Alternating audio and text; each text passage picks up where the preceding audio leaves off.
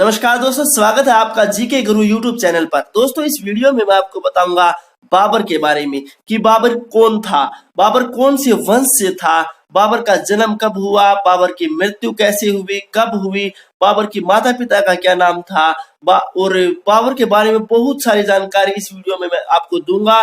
यदि आप इस वीडियो को आगे तक देखते हो तो बाबर के बारे में आपको पूरी जानकारी हो जाएगी, आपको कहीं और से उसके बारे में पढ़ने की जरूरत नहीं है। ठीक है दोस्तों, तो चलिए शुरू करते हैं। दोस्तों, अनअकैडमी जो कि इंडिया का सबसे बड़ा लर्निंग प्लेटफॉर्म है, आप मुझे वहां पर भी फॉलो कर सकते हो। आपने करना क्या होगा, आपने सबसे पहले अनअकैडमी का जो लर्निंग ऐप है उसे डाउनलोड करना है और वहां पर सर्च करना है अमन कुहार, या फिर डिस्क्रिप्शन में दिए गए लिंक पर जाकर आप सीधे मुझे वहां पर फॉलो कर सकते हो। आपको वहां पर एजुकेशन से रिलेटेड बहुत ही अच्छी और इंटरेस्टिंग वीडियो देखने को मिलेंगी जो कि आपको हर कम्पिटिटिव एग्जाम में मदद करेगी। मुगल साम्राज्य के संस्थापक, उसकी नींव रखने वाले बाबर ने भारत में कई सालों तक शासन किया। मुगलों ने भारत में लगभग 300 सालों तक राज्य किया, यानी 300 साल दोस्तों कोई थोड़ी नहीं होते, बहुत लंबे समय तक मुगलों ने भारत पर राज किया है। अपने पिता की अचानक मृत्यु के बाद बाबर ने मात्र 12 साल की उम्र में अपने पिता का काम संभाला, यानी जब बाबर केवल 12 वर्ष के थे जब उनके पिता की मृत्यु हो गई और फिर वो उसकी गद्दी पर बैठ गए। उन्होंने तुर्किस्तान के फरगना प्रदेश को जीतकर उसके शासक बन गए, यानी सबसे पहले बाबर ने क्या किया, जो फरगना प्रदेश था तुर्किस्तान में उसको जीता और वहां के शासक बन गए। बचपन से ही बाबर बहुत महत्वाकांक्षी थे, वे अपने लक्ष्य को हमेशा ध्यान में रखते थे, यानी कि वो अपने साम्राज्य को बढ़ाना चाहते थे, महत्वाकांक्षी व्यक्ति थी। बाबर अपने आप को चंगेज खां के परिवार का बताते हैं। चंगेज खां उनकी माता के साइड के वंशज थे। तैमूर के राजा चुगताई तुर्क उनके पिता के वंशज थे, यानी कि उसकी जो माता थी वो थी चंगेज खां के वंश की और जो उसके पिता थे वे थे तैमूर वंश के, यानी कि बाबर के खून में दो महान शासकों का खून था। यही वजह है कि बाबर एक महान योद्धा था। कम उम्र से ही बाबर जंग के मैदान में उतर आया, यानी जब वो 12 साल का था तो उसके पिता की मृत्यु हो गई थी, तो उसके बाद उसने उसकी गद्दी संभाली थी अपने पिता की, और जब से उसने बहुत सारे युद्ध लड़े, लड़ाइयां लड़ी, बहुत सारे जीते और बहुत सारे हारे, और उन्होंने बहुत सारी कठिनाइयों का सामना किया अपनी जिंदगी के शुरुआती दिनों में। तो आगे देखिए दोस्तों, अब हम जानते हैं बाबर के जीवन के कुछ महत्वपूर्ण बिंदु। तो उनका पूरा नाम क्या था, वो था जहरुद्दीन मोहम्मद बाबर। ठीक है दोस्तों, उसका जन्म कब हुआ था, तो दोस्तों इसके जन्म में इतिहासकारों में मतभेद है। कहीं पर लिखा हुआ 23 फरवरी 1483 को इनका जन्म हुआ था, तो कहीं पर लिखा हुआ है कि 14 फरवरी 1483 को इसका जन्म हुआ था। तो आपको इस बात का ध्यान रखना है। अब जन्म स्थान कहाँ था, तो फरगना घाटी तुर्किस्तान में इनका जन्म हुआ था। माता का नाम था कुतलुग निगार खानम और पिता का नाम था उमर शेख मिर्जा। ठीक है दोस्तों, अब आगे देखिए इनकी पत्नी का क्या नाम था, तो इनके टोटल 11 पत्नी थी, 11 बेगम थी। तो उनमें जो मेन है उनके नाम आप अपनी स्क्रीन पर देख रहे हो, आयशा सुल्तान, जैनब सुल्तान, मासूमा सुल्तान, महम सुल्तान, गुलरुख बेगम, दिलदार और मुबारका और बेगा बेगम। ठीक है दोस्तों, ये थी इसकी जो मेन पत्नी थी, यानी जिनका इतिहास में ज्यादा जिक्र किया गया है वे थी। अब देखते हैं हम इनका बेटा बेटी, तो इनके कुल 20 बच्चे थे, यानी कि इन 11 बेगम से इनको 20 बच्चे मिले थे। तो उनके नाम क्या क्या थे, हुमायूं सबसे बड़ा था, और कामरान मिर्जा, अस्करी मिर्जा, हिंदल, अहमद, शाहरुख, गुलजार बेगम, गुलरंग, गुलबदन बेगम और गुलबर्ग, ये इनके जो मुख्य बेटा बेटी थे उनके नाम है। अब देखिए दोस्तों, मृत्यु कब हुई इनकी, तो 26 दिसंबर 1530 को आगरा इंडिया में इनकी मृत्यु हुई थी। जन्म कहाँ पर हुआ था, फरगना में हुआ था तुर्किस्तान में। मृत्यु कहाँ पर हुई, आगरा में, भारत के अंदर हुई। ठीक है दोस्तों, ये थी इसकी मृत्यु। अब आगे देखिए कि बाबर पर अपने परिवार की जिम्मेदारी बहुत कम उम्र में ही आ गई थी। अपने पैतृक स्थान फरगना को वो जीत गए थे, लेकिन ज्यादा दिन तक वहां राज नहीं कर पाए थे। जो उनका पैतृक स्थान था फरगना, वो जीत तो लिया था लेकिन राज नहीं कर पाए थे। वे इसे कुछ ही दिनों में हार गए, यानी दोबारा से हार गए, जिसके बाद उसे बहुत कठिन समय देखना पड़ा और उन्होंने बहुत मुश्किल से जीवन यापन किया। ठीक है दोस्तों, ये थी उसके जो शुरुआती दिनों थे उनके बारे में जानकारी।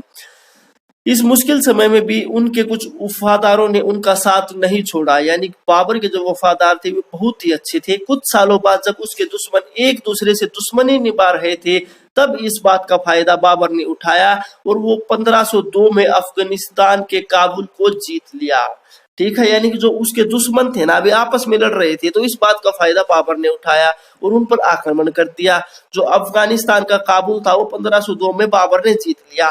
इसके साथ ही उन्होंने अपने पैतृक स्थान फरगना व समरकंद को भी जीत लिया। यानी एक बार तो उन्होंने शुरुआत में जीता था फरगना को, लेकिन वो बीच में हार गया था, फिर दोबारा से उन्होंने फरगना को जीत लिया और समरकंद को भी जीत लिया।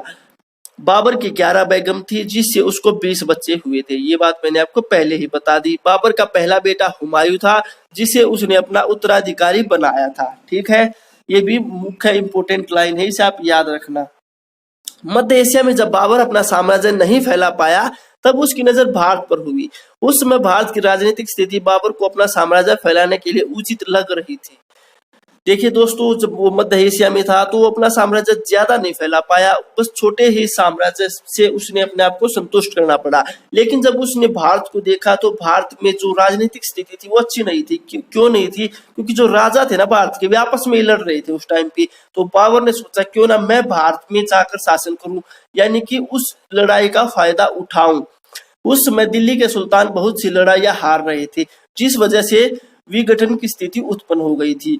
यानी कि जो उस समय भारत की जो दिल्ली थी ना, वो मेन थी उस समय, और वे लड़ाइयां हार रहे थे वहां के सुल्तान। तो दिल्ली का मतलब पतन होता जा रहा था।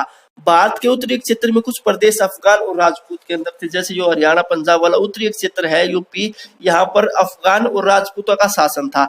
लेकिन इन्हीं के आसपास के क्षेत्र स्वतंत्र थे। यहाँ कुछ कुछ जो क्षेत्र थे वे स्वतंत्र थे, किसी के अधीन नहीं थे, जो अफगानी व राजपूतों के क्षेत्र में नहीं आते थे। ठीक है दोस्तों, इब्राहिम लोदी जो दिल्ली का सुल्तान था, एक सक्षम शासक नहीं था, यानी कि वो भी एक अच्छा शासक नहीं था। वो शासन नहीं कर पा रहा था अच्छी तरीके से। जो पंजाब के गवर्नर दौलत खान इब्राहिम लोदी के काम से बहुत असंतुष्ट था। इब्राहिम का एक अंकल आलम खान, जो दिल्ली की सल्तनत के लिए एक मुख्य दावेदार थे, बाबर को जानते थे। यानी कि दोनों, जो आलम खान था और इसका गवर्नर था पंजाब का, ये सब बाबर को जानते थे। तब आलम खां और दौलत खां ने बाबर को भारत आने का न्योता भेजा। यानी कि ये जो मेन लाइन है दोस्तों, यह भारतीय इतिहास में बहुत ही खतरनाक साबित हुई। क्यों हुई? क्योंकि इन्होंने बाबर को यहाँ पर बुला तो लिया इंडिया में, लेकिन फिर बाबर वापस नहीं गया और मुगलों ने यहाँ पर 300 सालों तक शासन किया। तो ये आलम खान और दौलत खान के कारण ही हुआ सब कुछ। बाबर ने न्योता बहुत पसंद आया, उसे ये अपने फायदे की बात लगी और वो अपने साम्राज्य को बढ़ाने के लिए दिल्ली चला गया। यानी कि वो भारत में आ गया अपने साम्राज्य को बढ़ाने के लिए। अब आगे देखिए दोस्तों, अब हम जिक्र करते हैं जब बाबर भारत के अंदर आया तब क्या क्या हुआ। उन्होंने 21 अप्रैल 1526 को पानीपत के क्षेत्र में इब्राहिम लोदी की सेना का मुकाबला किया और इस युद्ध को जीता, जिसको भारतीय इतिहास में पानीपत के प्रथम युद्ध के रूप में जाना जाता है। यानी कि पानीपत में 3 युद्ध हुए, ये प्रथम युद्ध था बाबर और इब्राहिम लोदी के बीच। कब हुआ? 21 अप्रैल 1526 को ये युद्ध। इस युद्ध से उन्होंने दिल्ली में अपनी जीत सुनिश्चित की और उन्होंने भारतीय इतिहास के साथ साथ मुगल साम्राज्य की दिशा को भी हमेशा के लिए बदल दिया। यानी कि अब वो क्या हो गया कि अब जैसे पानीपत की लड़ाई जीता तो दिल्ली की गद्दी थी उस पर तो पहले तो इब्राहिम लोदी का कब्जा था, लेकिन अब बाबर का हो गया। इसके बाद उन्होंने 1527 में कनवाक में राणा सांगा के साथ एक और निर्णायक लड़ाई लड़ी। इस लड़ाई में राणा सांगा की हार हुई। यानी कि जो 1527 का युद्ध था, कनवाक का युद्ध, ये राणा सांगा और बाबर के बीच में लड़ा गया था। इसमें राणा सांगा की हार हुई थी, बाबर की जीत हुई थी और इस जीत के साथ ही बाबर उत्तरी भारत का अविवादित शासक बन गया। ठीक है, अब दोस्तों अब हम जानेंगे घाघरा की लड़ाई के बारे में, जो कि बाबर और अफगानों के बीच हुई थी।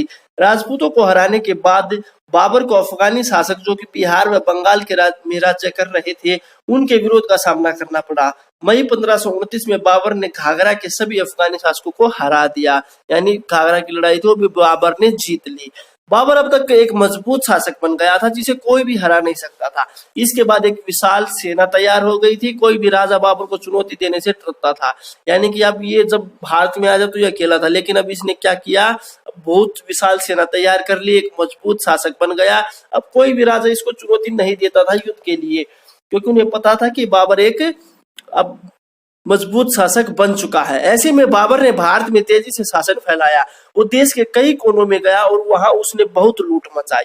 बाबर बहुत धार्मिक प्रवृत्ति का व्यक्ति नहीं था। उसने भारत में कभी भी किसी हिंदू पर इस्लाम अपनाने के लिए दबाव नहीं डाला।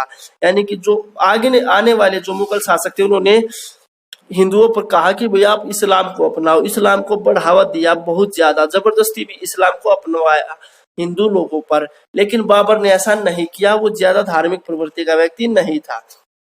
देखिए दोस्तों, अब हम जानते हैं बाबर की मृत्यु के बारे में कि बाबर की मृत्यु कैसे हुई। तो मरने से पहले बाबर पंजाब, दिल्ली, बिहार को जीत चुका था। मरने से पहले उन्होंने खुद की किताब में लिखा थी कि जिसमें उसके बारे में हर छोटी बड़ी बात थी। यानी कि बाबर ने अपनी एक आत्मकथा लिखी थी जिसका नाम था तुजुक ए बाबरी, और उसको तुर्क के भाषा में लिखा गया था। ये मोस्ट इंपोर्टेंट क्वेश्चन है, कई बार कॉम्पिटिटिव एग्जाम में पूछा जा चुका है, तो आपने इसे जरूर याद रखना है। तो देखिए, बाबर का बेटा हुमायूं था। कहते हैं कि जब वो 22 वर्ष का था तब एक भयानक बीमारी ने उसे घेर लिया। बड़े से बड़े वेद हकीम उसकी बीमारी को ठीक नहीं कर पा रहे थे। सबका कहना था कि अब भगवान ही कुछ कर सकते हैं। बाबर हुमायूं को बहुत चाहता था। वे अपने उत्तराधिकारी को ऐसे मरते नहीं देख पा रहा था। तब उन्होंने एक दिन हुमायूं के पास जाकर भगवान से प्रार्थना की कि वो चाहे तो उसकी जान ले ले, लेकिन हुमायूं को ठीक कर दे। उसी दिन से हुमायूं की हालात सुधरने लगी। जैसे जैसे हुमायूं ठीक होते गया, बाबर बीमार होते चला गया। सबने इसे भगवान का चमत्कार ही समझा। देखिए, ये मोस्ट इम्पोर्टेंट टॉपिक है। 1530 में हुमायूं जब पूरी तरह ठीक हुआ तो बाबर की मौत हो गई। बाबर का अफगानिस्तान ले जाकर अंतिम संस्कार हुआ। यानी कि अगर ये कहा जाए कि बाबर का मकबरा कहाँ पर है, तो अफगानिस्तान में है, काबुल में। हुमायूं इसके बाद मुगल शासक बने और दिल्ली की गद्दी पर राज्य किया। तो इस प्रकार ये था बाबर का जीवन परिचय कि उन्होंने कैसे जन्म लिया, कैसे उन्होंने शुरुआती दिनों में कठिनाइयों का सामना करा। 12 वर्ष में उसके पिताजी की मृत्यु हो गई थी। उसने गद्दी संभाली, फरगना को जीता, फिर फरगना को फिर हार गए। फिर उन्होंने वे भारत में आए। भारत में आकर उन्होंने पानीपत की लड़ाई लड़ी और मुगल साम्राज्य की स्थापना की, और ऐसे ऐसे उनकी फिर बाद में मृत्यु हो गई। हुमायूं उसके बाद उसका उत्तराधिकारी बना।